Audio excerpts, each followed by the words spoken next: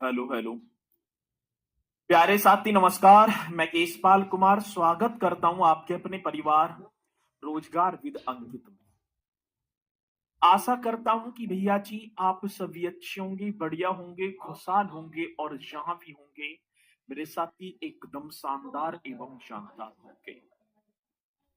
प्यारे साथी शाम के बज चुके हैं 5 और आप सभी को पता है कि 5 बजे एक बहुत ही शानदार एवं जानदार उत्तर प्रदेश होमगार्ड भर्ती 2025 साथी एक रक्षक बैच जो कि यूपी जी के हम कंटिन्यू करते आ रहे हैं और मुझे पूर्णतः विश्वास है कि भैया जी ये सब्जेक्ट क्या है, सभी के सभी सब्जेक्ट आप सभी की समझ में भी आ रहे होंगे। तो जोरदार तरीके से एक बार सभी के सभी यहाँ पर जुड़ जाएंगे। मनीष यादव जी, विकास पाल जी, पलक शिवा भी, काजल सैनी, विकास कुशवाहा जी, प्रदीप जी और प्रतिमा है, प्रतिमा ही दिखे हैं, वो तो चले गए।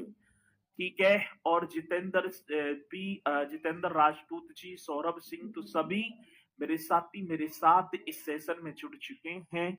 और जो ना जुड़े हैं तो वो एक बार जल्दी से जुड़ेंगे और फिर हम अपने इस सेशन को एक शानदार तरीके से स्टार्ट कर पाएंगे। उत्तर प्रदेश की शिक्षा और साथ ही उत्तर प्रदेश की संस्कृति जो है हम करेंगे। और उत्तर प्रदेश की संस्कृति मतलब संस्कृति जो है ना, ये संस्कृत भाषा के एक क्र धातु से बना होता है जिसका शाब्दिक अर्थ होता है करना।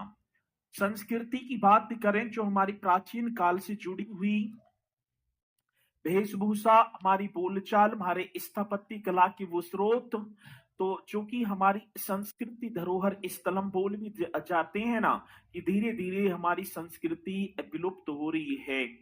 वो त्योहार, वो मेले, ये सभी के सभी किसमें संस्कृति, वो नाच गायन। और देखूं तो भैया जी आज पहले ढोला रसिया वगैरह, स्वांग वगैरह, भरतरी, ये सारी चीजें हुआ करती थी। कठपुतली लोक नृत्य जो है एक देखे, कठपुतली, हाँ सर, ये सारी चीजें आज विलुप्त होने की कगार पर हैं। तो वो ही हमारी संस्कृति के अंदर आती हैं।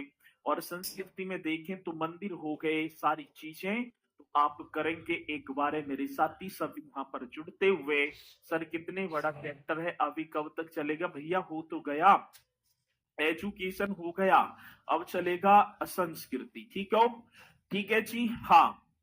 चलो अब इसी के साथ बढ़ेंगे। तो अब आप सभी से मैं एक बात कहना चाहूंगा कि कमेंट्स पर कम फोकस करें और जो मैं क्वेश्चनों को कराता चलूं तो उन पर ज्यादा फोकस करेंगे। ना कि कमेंट्स ज्यादा इंपोर्टेंट होंगी, वो सारी चीजें इंपोर्टेंट होंगी जो मैं बोर्ड पर लिखूंगा और अपने मुख के द्वारा बोलूंगा। आगे बात समझ में?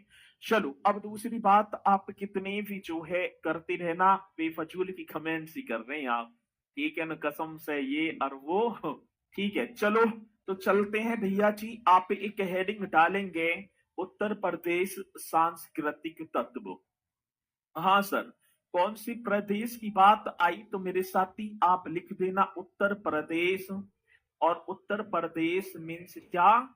सांस्कृतिक तत्व। ये क्वेश्चन अपने में बहुत ईमानदार होने वाले हैं।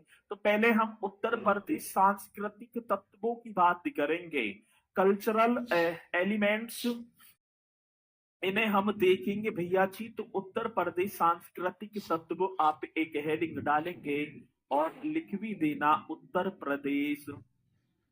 हाँ सर, कौन से प्रदेश की बात? तो उत्तर प्रदेश कल्चरल, ठीक है ना, किसकी बात आ गई तो भैया जी कल्चरल की बात आई, कल्चरल एलिमेंट्स। चलो अब ये आप सभी हेडिंग डालेंगे बढ़िया तरीके से। और इसमें भी जो है ना, हम सबसे पहले कर पा रहे होंगे सर जी, सबसे पहले करेंगे भैया स्थापत्य कला। कौन सी कला की बात आ जाती है? आर्किटेक्चर। तो आप एक हेडिंग बताएंगे सर जी, स्थापत्य कला। एक हेडिंग आप सभी को डाल देना है स्थापत्य कला। और यहीं से मेरे साथी ये अपनी कक्षा स्टार्ट हो जाएगी स्थापत्य कला, और स्थापत्य कला की बात होगी तो आर्के मतलब कि आर्किटेक्चर की बात है सर, ठीक है, आर्किटेक्चर।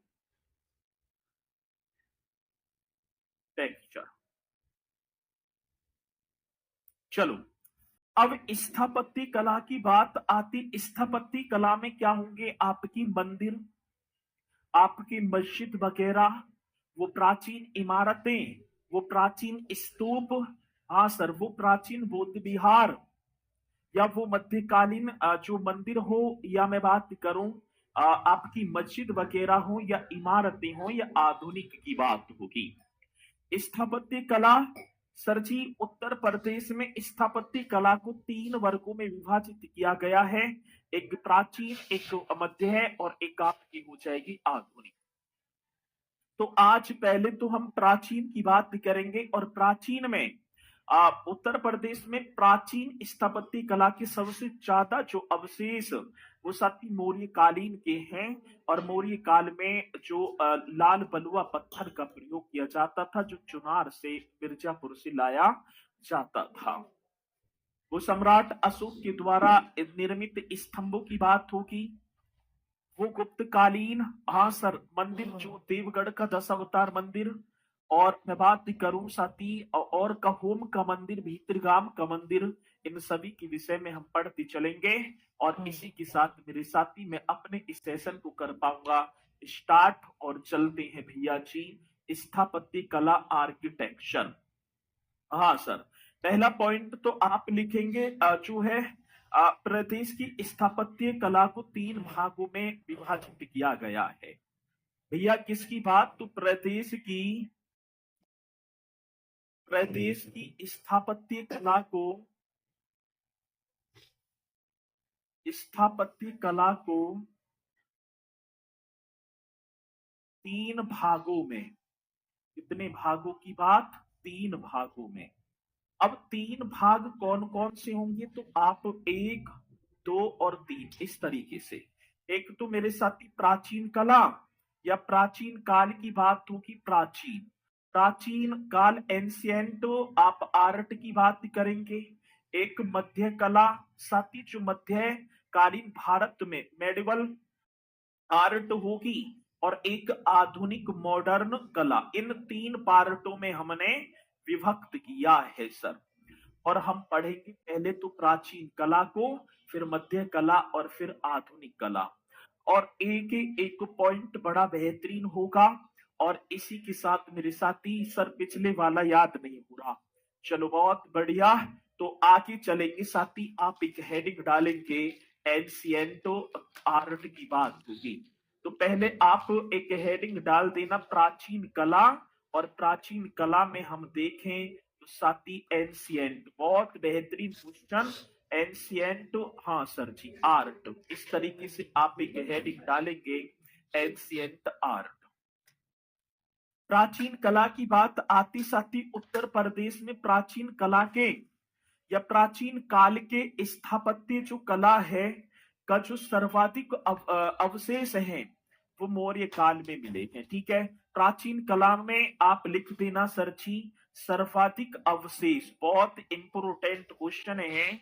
कौन से अवशेष की बात? तो यहाँ पर आप लिखेंगे सर्वाधिक अवशेष। और ये सबसे ज्यादा जो अवशेष हैं ये सर मौर्य कालीन है। पहली बात, इससे पहले हम देखें भैया जी कौन से होंगे, तो मौर्य कालीन होंगे। इससे पहले की यदि मैं बात कर पाऊं, आपके शुंग वंश, ये जितने वंश आए, इनसे पहले नंद वंश वगैरह, उनका कोई भी ऐसा उत्तर प्रदेश में इमारत बोलूं या मैं भैया जी स्तूप बोलूं या मंदिर बोलूं जो कि उन्होंने यहाँ पर कंस्ट्रक्शन करवाया हो। लेकिन क्वेश्चन पूछा जाता है कि उत्तर प्रदेश में सर्वाधिक, या ऐसे क्वेश्चन आएगा कि उत्तर प्रदेश में प्राचीन काल के स्थापत्य कला की सर्वाधिक अवशेष कहां से? मौर्य कालीन से हमें मिले हैं भैया जी। कौन से काल की बात? मौर्य कालीन से मिले हैं।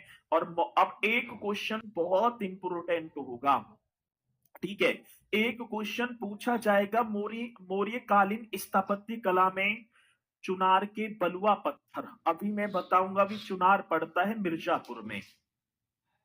तो मौर्य कालीन स्थापत्य कला में ये बहुत इंपोर्टेंट क्वेश्चन है और जो कि आप सभी को कर देना है।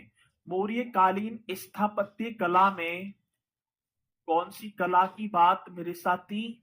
स्थापत्य कला में, मौर्य कालीन स्थापत्य कला में चुनार के, अब ये चुनार जो पड़ता है, चुनार की बलुआ पत्थर का प्रयोग हुआ था।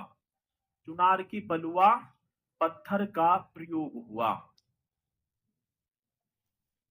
पत्थर का प्रयोग। अब ये तो हमारा स्टार्टिंग का था। अब चलेंगे भैया जी, प्रयोग हुआ ये पॉइंट आप लिख देना।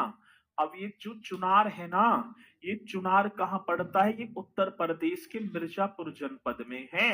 ये उत्तर प्रदेश की कौन सी डिस्ट्रिक्ट में? तो आप यहाँ लिख देना सर जी, मिर्जापुर डिस्ट्रिक्ट में चुनार। तो जैसे कि मैं बात करूं अशोक के द्वारा निर्मित स्तंभ, उन स्तंभों की कंस्ट्रक्शन के लिए कहां से पत्थर लाया जाता था? चुनार। और सर जी चुनार, ठीक है ना, एक जगह है सर, हाँ चुनार एक जगह पड़ती है जो कि मेरे साथी उत्तर प्रदेश के मिर्जापुर जनपद में है। आगे बात समझ में? तो ये पॉइंट आप सभी को नोट कर देना है। और चलते हैं मेरे साथी, एक चीज लिखेंगे, सारनाथ सिंह शीर्ष स्तंभ आपको मैं दिखाऊंगा। एक सेकंड रुकेंगे, एक सेकंड रुकेंगे बस भैया जी, कहाँ चले गए?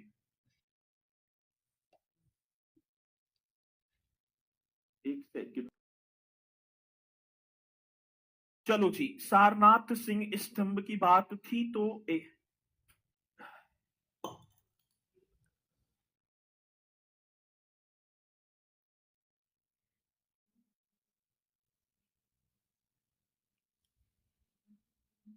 हाँ आवाज ना आ रही होगी, मैंने आवाज बंद कर ली है, एक सेकंड रुकेंगे।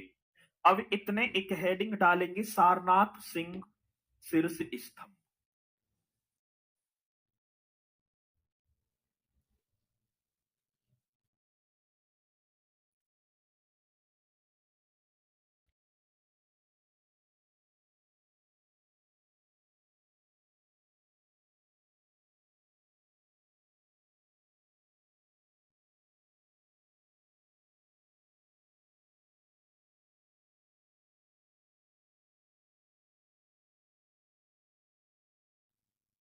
चलो भाई, तो आप एक हेडिंग डालेंगे, बताए नहीं, कल बहुत पूछे थे सर, इलाहाबाद वाला बताए, पूछे थे सर, अरे इलाहाबाद वाला क्या बताऊं, इलाहाबाद वाला बताइए सर। ठीक है, इलाहाबाद वाला क्या है? मेरे तो समझ में नहीं आ रहा भैया, इलाहाबाद वाला, इलाहाबाद वाला बताए नहीं, कल बहुत पूछे इलाहाबाद, इतना ध्यान भी ना रह पाता। चलो अच्छा, मोरे कालीन बढ़िया आ जाएगी, ठीक है, एक सेकंड रुक जाएंगे, वो गलती से हो गया, ठीक है, उसे भी कर देना। अब एक हेडिंग और डालेंगे सर जी, सारनाथ सिंह शीर्ष स्तंभ की बात है। बस एक सेकंड पीछे, वो जो है चित्र जो था ना जिसमें मैं समझाऊंगा ही, वो रह गया बस।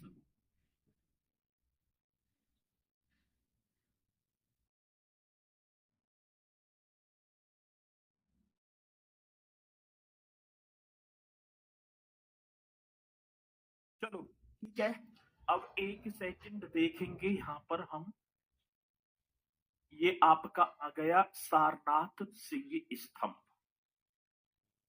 ये आप सभी को दिखाई पड़ रहा है। तो आप एक हेडिंग डालेंगे, सारनाथ सिंह शीर्ष स्तंभ, सारनाथ सिंह शीर्ष स्तंभ,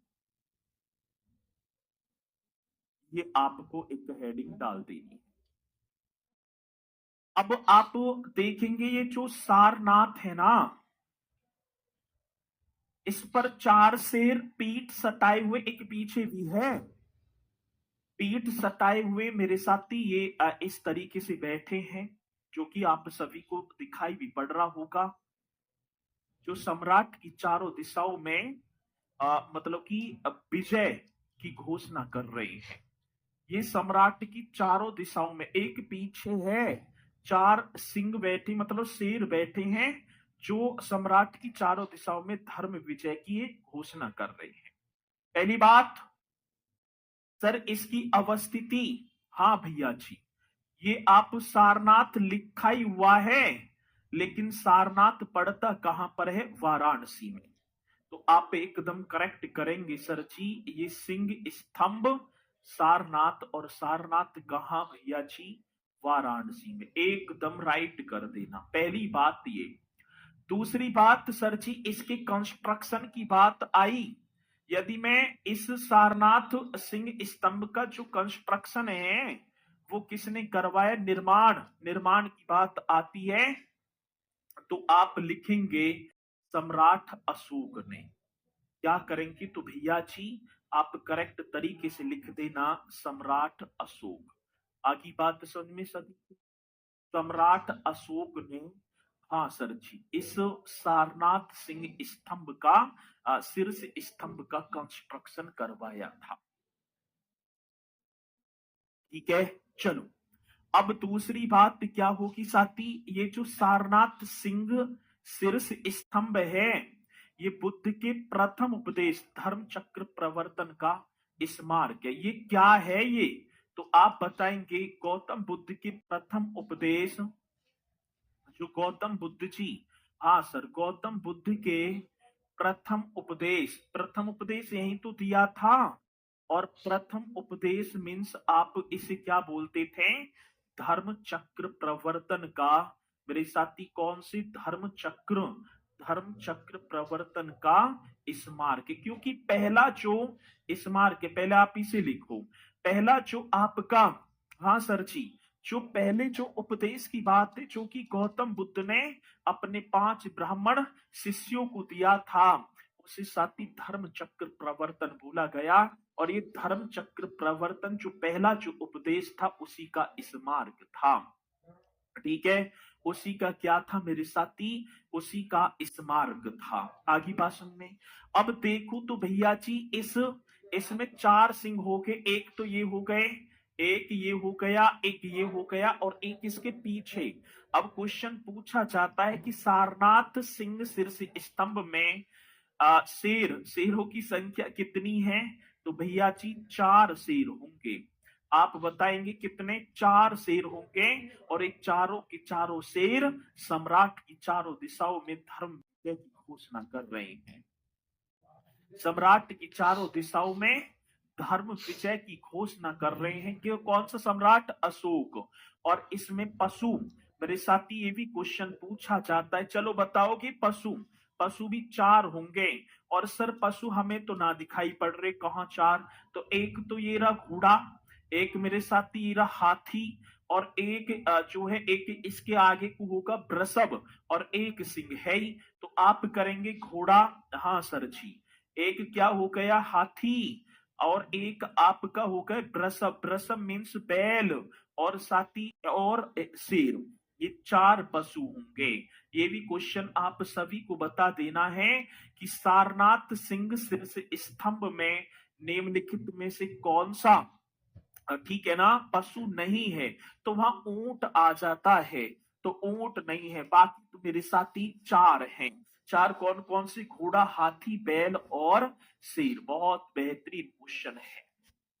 आगे बात समझ में ना? और ये आता है सर क्वेश्चन, और आप मैं, ठीक है ना, आज तो क्वेश्चन मैंने इस मारे ना लिए कि भैया जी क्योंकि कम ही सिलेबस होगा, और कल जो होंगे ना इसके क्वेश्चन आप सभी को देखने को मिलेंगे, और आप करेंगे भी। ठीक है, तो घोड़ा, हाथी, वृषभ मतलब कि बैल, और जी की क्या होगा सर जी? शेर। ये चार क्या हैं सर? तो आप बता देना सर, पशु हैं, एनिमल हैं। अब आगे एक चीज और, स्तंभ के नीचे हम देखें ना, ये जो स्तंभ है सर, इस स्तंभ के नीचे सत्यमेव जयते लिखा हुआ है। तो आप यहाँ पॉइंट लिखेंगे एकदम राइट तरीके से भैया जी, स्तंभ के नीचे स्तंभ के नीचे सत्यमेव जयते। हाँ सर, कौन सा? सत्यमेव जयते शब्द लिखा हुआ है, शब्द लिखा हुआ है। और ये जो सत्यमेव जयते जो शब्द है, तो भैया जी ये लिखा हुआ है जो कि हमारा आदर्श वाक्य है, सत्यमेव जयते। और साथ ही हमारा राष्ट्रीय प्रतीक क्या होगा? सारनाथ अशोक स्तंभ। ये हमारा क्या होगा? यही तो है, ये हमारा क्या है भैया जी? राष्ट्रीय प्रतीक। बहुत बेहतरीन क्वेश्चन बनेगा सर जी, ये हमारा बन जाएगा राष्ट्रीय प्रतीक। और राष्ट्रीय प्रतीक इसे 26 जनवरी 1950 को अपनाया था। 26 जनवरी 1950 को अपना लिया। ये भी पॉइंट आप सभी को बता देना है कि महाराज जो राष्ट्रीय प्रतीक है वो क्या है? सारनाथ स्थित जो सिंह स्तंभ है। और साथ ही इसी को 26 जनवरी 1950 को, और इस स्तंभ के नीचे सत्यमेव जयते, हमेशा सत्य की विजय होती, जो कि मुंडको उपनिषद से लिया गया है। किसी मेरे साथी को कोई डाउट है? एकदम शालीनता के साथ इनमें ऐसा एक भी शब्द ना लिखा हुआ जो आपके एग्जाम की दृष्टि से इंपोर्टेंट ना हो। और ये जितने बार भी क्वेश्चन है ना भाई, सत्यमेव जयते कहां से? मुंडकोपनिषद से लिख देना आप नीचे को। और कितनी बार आया? सारनाथ स्थित अशोक स्तंभ में, ऐसे आएगा। निम्नलिखित में से कौन सा पशु नहीं है? 4 है, देख सकते हैं कितने? 4 पशु होंगे। सती असारनाथ वाराणसी में कराऊंगा भी इन क्वेश्चनों को, आप धैर्य पकड़ेंगे बढ़िया तरीके से। चलो जी ठीक है, आगे चलूं। इसी के साथ आगे चलो भैया जी। एक और होगा धम्मेक स्तूप। एक और स्तूप होगा भैया धम्मेक स्तूप। ये मौर्य कालीन ही तो है, अशोक मौर्य राजा ही तो था, उसी ने इन स्तूपों का कंस्ट्रक्शन करवाया। अब धम्मेक स्तूप की अवस्थिति पूछी गई तो सर ये भी सारनाथ वाराणसी में स्थित है। इसकी अवस्थिति मतलब ये लोकेटेड कहाँ है? सारनाथ वाराणसी में। और सर इसका भी कंस्ट्रक्शन, धम्मेक स्तूप के कंस्ट्रक्शन की बात आ जाती है तो आप एकदम राइट तरीके से करेंगे सर। सम्राट अशोक ने तो करवाया था। किसने? तो भैया जी सम्राट अशोक। निर्माण की बात तो यहाँ पर राइट कर देना, सम्राट अशोक। लिखो एकदम बेहतरीन तरीके से, ऐसे छाप दो मेरे साथी कि कभी भी दिमाग से हटे ना।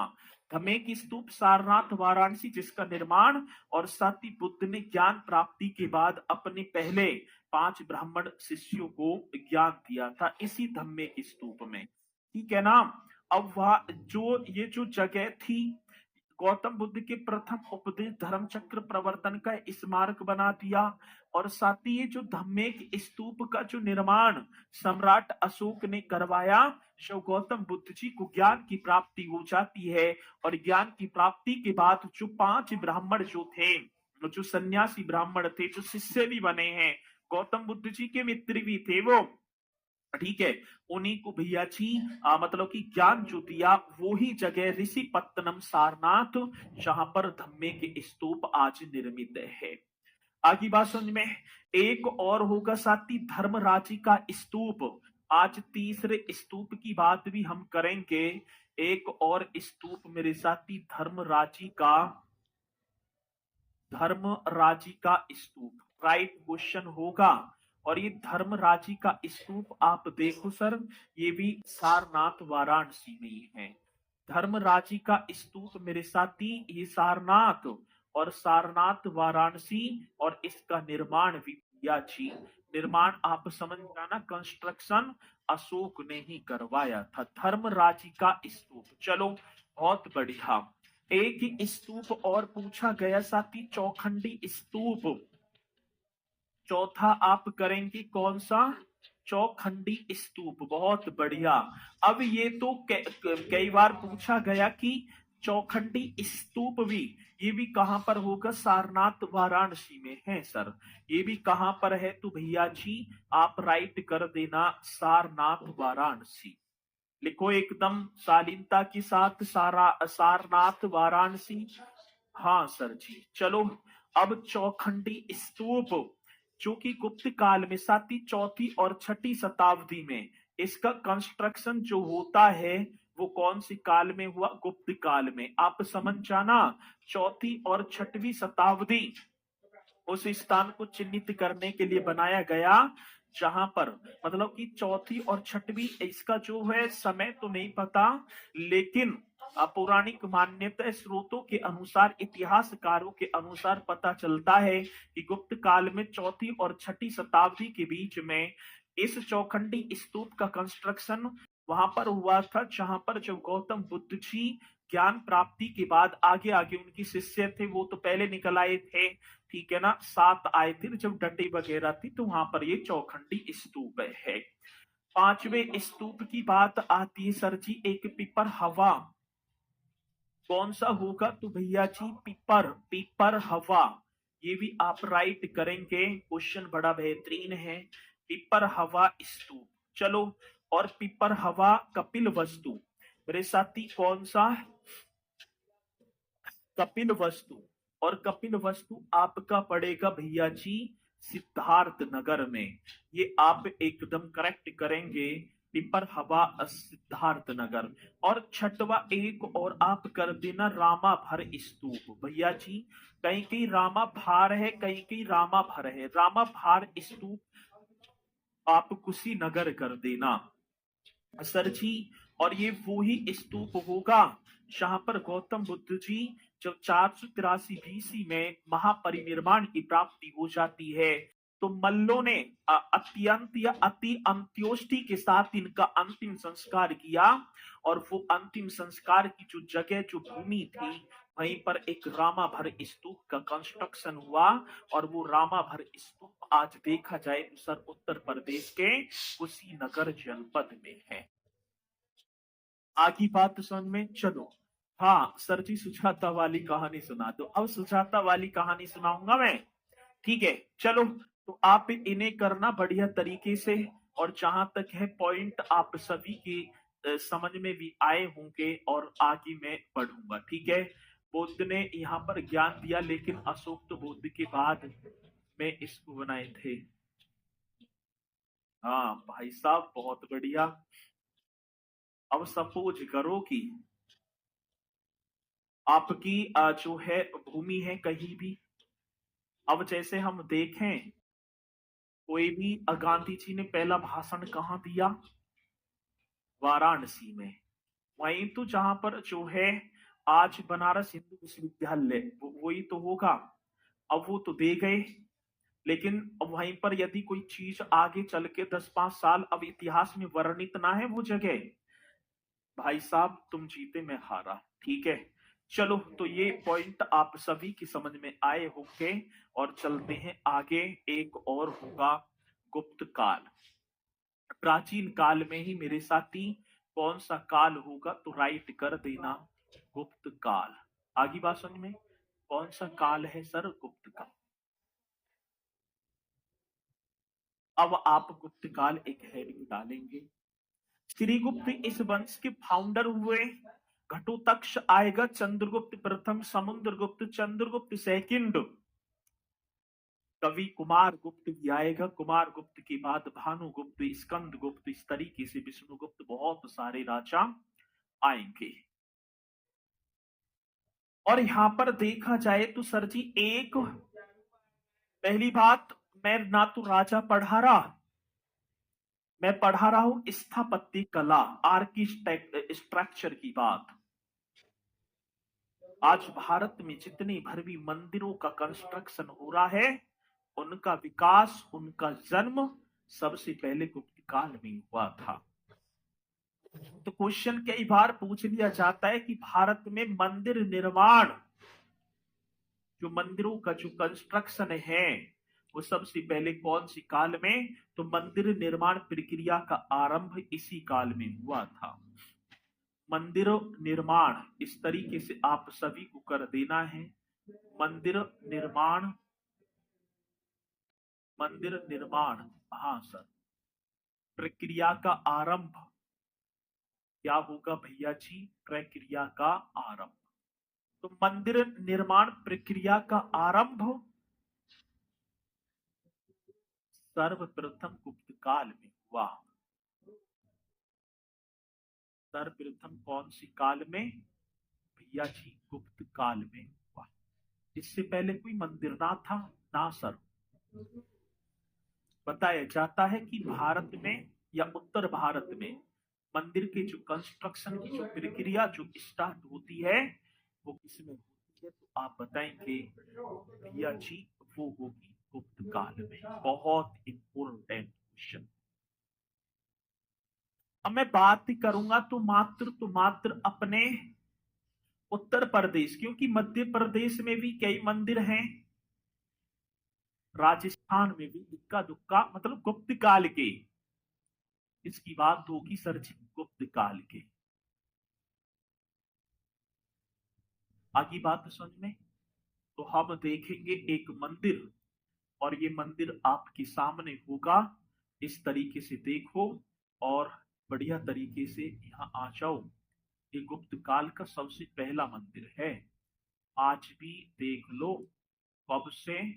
अब गुप्त काल 319 से ही मोस्टली स्टार्ट माना जाता है, 500 ईस्वी तक वो चला था। अब ये होगा देवगढ़ का दशावतार मंदिर। इस मंदिर का नाम होगा सर, इस मंदिर का नाम है देवगढ़ का, देवगढ़ का दशावतार मंदिर, दशावतार टेम्पल। ये कहाँ के टेम्पल की बात की जा रही है? ये देवगढ़ के दशावतार मंदिर की बात है सर जी। अच्छा जी, और क्या? तो सर देवगढ़ का दशावतार मंदिर, ये जो मंदिर है आज आप सभी को दिखाई पड़ रहा होगा, जो कि सर ये देवगढ़ का दशावतार मंदिर ये कहाँ लोकेटेड है? लोकेटेड मतलब ये कहाँ अवस्थित है? आप कर देना, एक उत्तर प्रदेश का एक जनपद पड़ता है ललितपुर। ये सर जी ललितपुर में स्थित है, ललितपुर। और मैं एक और बात बताऊं, ये आपका हो गया उत्तर प्रदेश में। कई जगह आपको झांसी भी दिखाई पड़ेगा। और ये देवगढ़ का दशावतार मंदिर, एक अभी कनिष्ठ सहायक की परीक्षा हुई थी, उसमें क्वेश्चन आया था कि देवगढ़ के दशावतार मंदिर का निर्माण किस शैली में हुआ है। मेरे घर के पास ये सर, ये बहुत बढ़िया। और क्वेश्चन पूछा गया कि देवगढ़ का दशावतार मंदिर ये कौन सी रिवर? तो सर जी आप कर देना वेतवा नदी। हमारा तो आप सर कौन सी नदी करेंगे? ये वेतवा नदी के किनारे अवस्थित होगा जी। बहुत इंपोर्टेंट क्वेश्चन। देवगढ़ का दशावतार मंदिर समर्पित देवता किस देवता को समर्पित होगा, कोई बताएगा मुझे?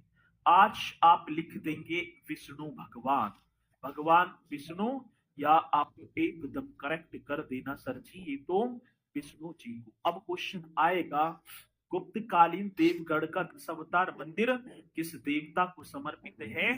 तो विष्णु जी को है। साथ ही एक और बात, इस मंदिर की जब हम दीवारों को देखेंगे तो मंदिर की दीवारों पर फूल पत्तियां ये बनती दिखाई दे रही है, और अंदर भी प्रकृति को चित्रित कर दिया। और सर इसकी शैली देखो, शैली की बात तो होती है ना, शैली एक द्रविड़ शैली होती है, नागर शैली होती है, तो ये होगा आपका पंचायतन शैली। पंचायतन मतलब कि उत्तर भारत में नागर शैली को पंचायतन शैली भी बोल देते हैं। कनिष्ठ सहायक मेरे साथी जूनियर असिस्टेंट की परीक्षा में पूछा गया था कि देवगढ़ का दशावतार मंदिर किस शैली में निर्मित है? तो आप बताएंगे पंचायतन। अब कुछ मेरे साथी कह रहे होंगे कि पंचायतन शैली क्या होती है? एक तो मुख्य देवता हो गए, ये मंदिर गोल है या जैसे भी है अंदर, एक तो मुख्य देवता हो गए विष्णु जी, और इनके चारों ओर इस तरीके से इनके दसों अवतारों को बैठा दिया। ठीक है, इनकी क्या दसों दसों अवतारों को बैठा दिया, वही होती है पंचायतन शैली। आप मंदिर में भी जाते होंगे, साथी अधिकांशतः जैसे भगवान शिव का मंदिर है, बीच में शिवलिंग होगा और चारों तरफ मंदिर के अंदर ही, मंदिर के चारों तरफ कहीं गणेश जी हैं, कहीं गौ माता होंगी, भगवान श्री कृष्ण जी भी होंगे और राम सीता जी की। तो इस तरीके से चारों तरफ मेरे साथी अन्य देवता। तो ये भगवान विष्णु के 10 अवतार, 10 की 10 अवतारों को इनके साइड में बैठाया गया, वही होती पंचायतन शैली। जब हम मंदिर के दरवाजे में बढ़ेंगे, हाँ सर, ये तो इस तरीके से होगा। एक ऊंची चबूतरे पर बनाया जाता था, जिसके चढ़ने के लिए चारों तरफ सीढ़ियां वगैरह हुआ करती थी। और सर जब हम मंदिर में प्रवेश करेंगे तो मंदिर की दीवार जो है, मतलब कि बाहर दरवाजे पर ये वाला, इस पर गंगा एवं यमुना। हाँ सर जी, मतलब कि मंदिर के दरवाजे पर गंगा और यमुना की नक्काशी है। ये भी क्वेश्चन बड़ा बेहतरीन है, किन नदियों की? तो कभी वहां बेतवार के वगैरह ही कर दो। तो मंदिर की मतलब कि मंदिर के दरवाजे पर, मंदिर के दरवाजे पर, दरवाजे पर, दरवाजे पर गंगा व यमुना नदी की, यमुना नदी की नक्काशी है। कौन सी मेरे साथ? यमुना नदी की नक्काशी है। तो मंदिर का जो दरवाजा होगा ना, उसकी मतलब कि गंगा और यमुना नदी की नक्काशी की गई है। और साथ ही भारतीय मंदिर निर्माण में शिखर का पहला, ये शिखर हो गया ना, देख लो शिखर ये बन रहा ना, शिखर इस तरीके से ऊपर तक, तो शिखर का पहला मंदिर होगा ये, शिखर का पहला मंदिर। ये भी आप यहीं पर लिख दो, पहला टेम्पल। मेरे साथ पहला क्या होगा? टेम्पल। तो भारत में शिखर युक्त, मतलब कि भारत में मंदिर निर्माण की बात है तो पहला शिखर युक्त। ठीक है, नक्काशी का मतलब चीजों को, पत्थर को काट कर तराशना। और पत्थर की आपने देखा होगा नक्काशी कर दी जाती पत्थर पर ही। आज तो मूर्ति पत्थरों की बनाई जा रही है, पत्थर पर ही जो है प्रकृति को दर्शा देना, ठीक है ना, काटना, वही हो गया, नक्काशी वगैरह की जाती है। चलो बहुत बढ़िया, तो इस तरीके से आप इन्हें करेंगे। तो देवगढ़ का 10 अवतार मंदिर कंप्लीट। हाँ सर जी, आगे चलेंगे, आगे चलो भैया। नेक्स्ट क्वेश्चन एक ये हो गया, ये भी ना बनेगी बात, और कौन से की बनाएंगे, ये वाला हो जाएगा। ठीक है, ये वाला मंदिर हो जाएगा, ये चलो ठीक है। ये मंदिर दिखाई दे रहा है आपको? हाँ सर दिखाई तो दे रहा है, ये वाला मंदिर। चलो बहुत बढ़िया, ये होगा भीतरगाम मंदिर। कौन सा? ये भी गुप्त काल का मंदिर है। और आप कर देना भीतरगाम का, या भीतरगाम मंदिर। कौन सा? भीतरगाम टेम्पल। अब ये टेम्पल भी गुप्त काल का ही होगा। और इसकी अवस्थिति आप बताएंगे ये कहाँ लोकेटेड है? आज पूछा गया लोकेटेड, इस तरीके से देखो तो सर जी कानपुर, ये उत्तर प्रदेश के कानपुर में है, गुप्त काल का मंदिर होगा जिसका नाम होगा भीतरगाम टेम्पल। ठीक है, ये भी आप यहां पर लिख देना। ठीक है, अब दूसरी बात क्या है, कुछ चीज नहीं दिखाई दे रही है इसमें? अरे भैया ये बता दो कि कुछ चीज नहीं दिखाई दे रही है? नहीं दिखाई दे रही। सर जी ईंट से निर्मित भारत का पहला मंदिर है, ईंट से बना हुआ है। ठीक है, ईंट से ये बना हुआ है। ठीक है, चलो अब दूसरी बात, भीतरगाम मंदिर ईंट से निर्मित, इससे तो भैया जी ईंट से निर्मित पहला मंदिर, देख लो भैया जी, नाम क्या होगा? नाम होगा मेरे साथी भीतरगाम मंदिर। और इसके शिखर में भारत में सर्वप्रथम मेहराबों का प्रयोग किया गया है। साथ ही मंदिर के शिखर में मंदिर के शिखर में मंदिर के शिखर में भारत में सर्वप्रथम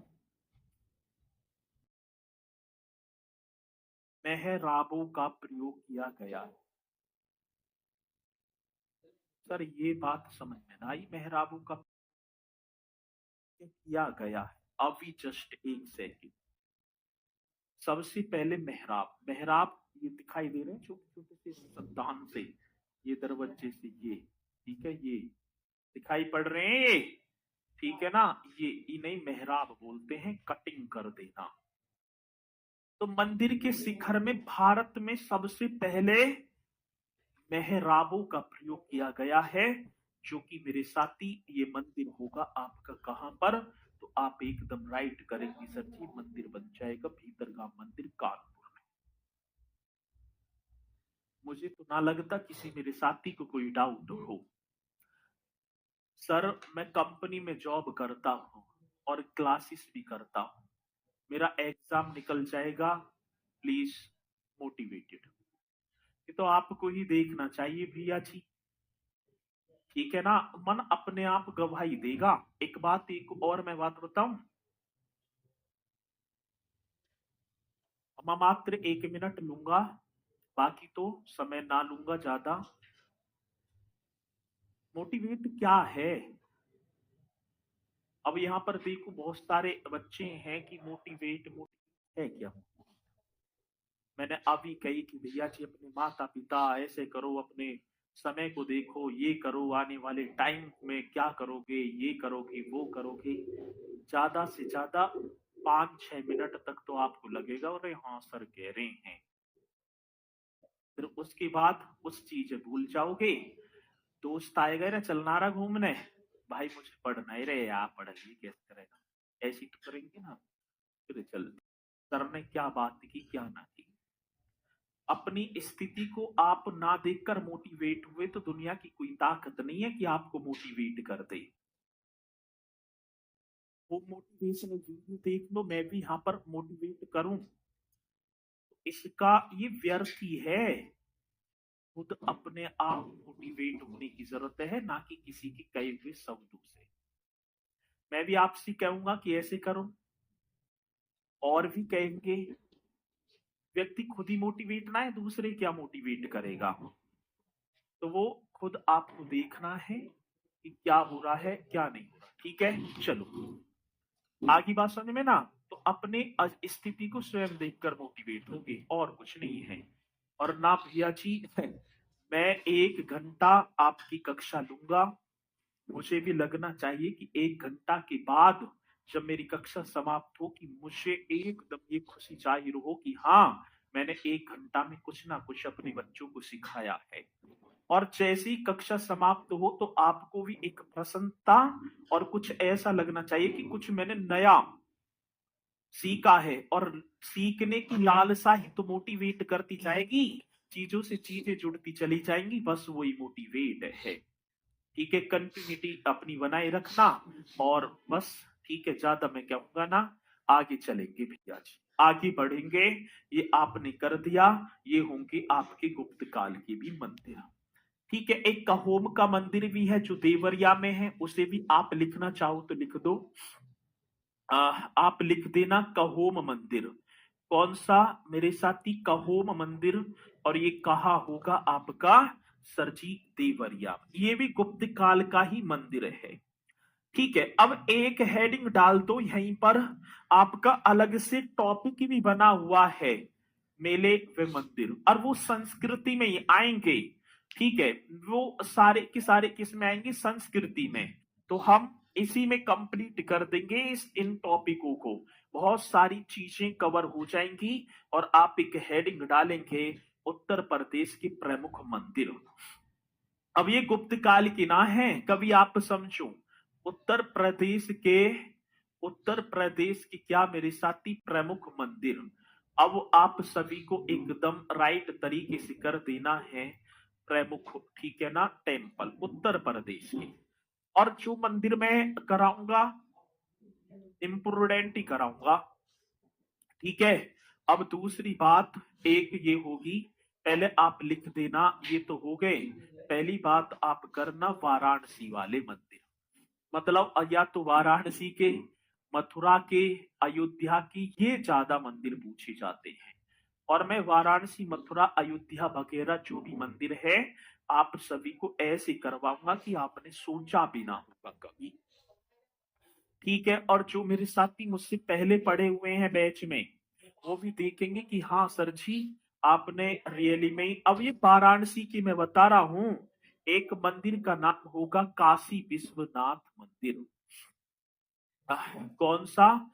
काशी विश्वनाथ मंदिर। ये आप सभी को एक हेडिंग डाल देनी है, काशी विश्वनाथ मंदिर। अब ये जो है ये मंदिर कहाँ स्थित है, तो ये तो सभी को पता है भैया जी, वाराणसी में। मैं वाराणसी की तो करा रहा हूं।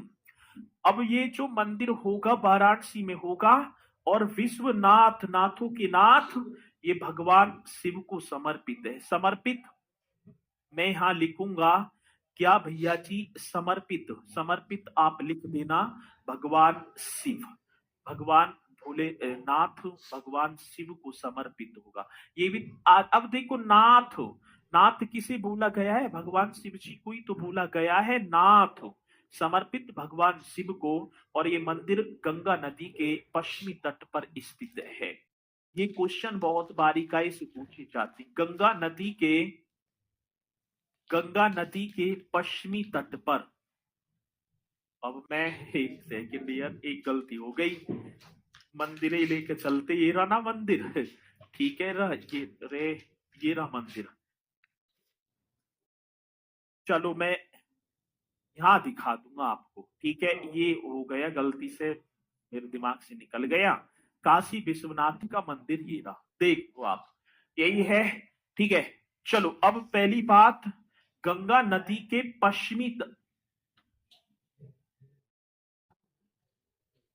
गंगा नदी के पश्चिमी तट पर।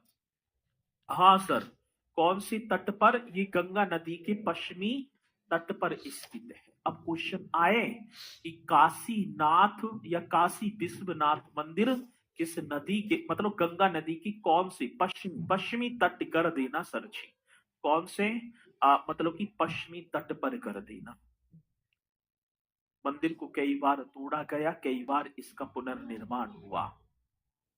आज जो इसका जो ये वर्तमान स्वरूप है, वर्तमान मंदिर की जो वर्तमान मंदिर की संरचना का निर्माण, ये जो वर्तमान अब है इसकी बात है, ना कि पहले की बात करूं मैं। तो आप लिख देना वर्तमान मंदिर की संरचना का निर्माण, ऐसे कर देना सर। वर्तमान टेम्पल प्रेजेंट में जो है, वर्तमान मंदिर की जो स्ट्रक्चर जो अब जो दी है, संरचना का निर्माण, निर्माण मतलब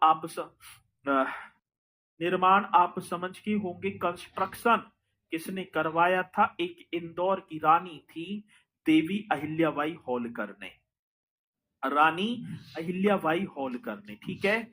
अहिल्याबाई ऐसे आप लिख पा रहे होंगे, होलकर, होलकर। आगे बात समझ में, रानी अहिल्याबाई होलकर ने 1780 ईस्वी में, ये क्वेश्चन, क्योंकि औरंगजेब ने तोड़ दिया था। यहीं पर ज्ञान व्यापी मस्जिद भी बनी हुई है एक साइड को। तो भैया जी आप करेंगे वर्तमान मंदिर की संरचना का निर्माण रानी अहिल्याबाई होलकर ने। ये जो अहिल्याबाई होलकर जो थी ना, ये इंदौर की महारानी थी या इंदौर की रानी थी, ऐसे कर देना। चलो जी, ये तो निर्माण हो गया, बहुत बढ़िया, एकदम कोई दिक्कत नहीं है। अब सर एक चीज और हमें दिखाई पड़ रहा है, मंदिर का ये ध्वज सा सोने का सा दिख रहा है सर। भाई सोना ही तो है। हाँ सर, एक लाहौर की राजा थे, मतलब पंजाब शासन था महाराजा रणजीत सिंह ने, सर जी 1835 में 1 टन सोना दान दिया था, 76 चढ़ा दिया था सोने का ये। ठीक है, तो आप यहाँ भी इस पॉइंट में ऐड कर देंगे। चलो मैं यही लिख दूं, 1835 ईस्वी में, 1835 ईस्वी में महाराजा रणजीत सिंह ने, इसने भैया जी, महाराजा रणजीत सिंह ने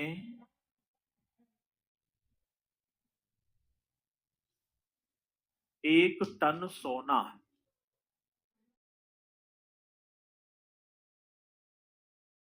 दान दिया था। ये ठीक है, चलो बहुत बढ़िया। और निर्माण की शैली भी तो होती है, तो ये पॉइंट आप सभी को करना होगा किसमें, सती काशी विश्वनाथ मंदिर। और ये कहाँ, ये वाराणसी का मंदिर है। ठीक है, तो इन्हें आप करेंगे। अब इसे गुप्त काल पाल मत कर देना कि गुप्त काल का मंदिर, वहां तो 3 ही मंदिर थे। चंदन सैनी जी, सर आपसे अनुरोध है 7 दिन में क्लास बस 4 दिन कराइए भैया। अब 5 दिन तो होगी, ठीक है ना, आपके कहने की। और आपने पूरी की पूरी कक्षा यूं ही निकाल दी। इसे कॉपी पेस्ट करते करते मुझे पता है कि आपने एक शब्द ना उतारा होगा, ना आपने एक शब्द भी याद किया होगा।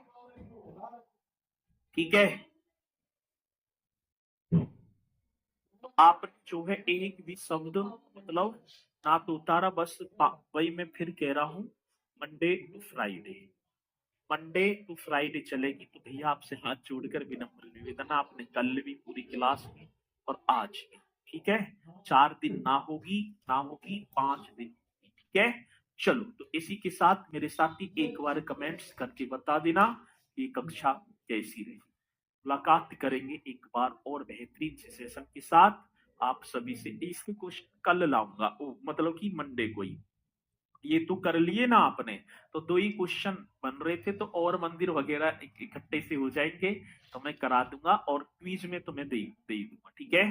तो सभी बोलेंगे मेरे साथी, जय हिंद, जय भारत।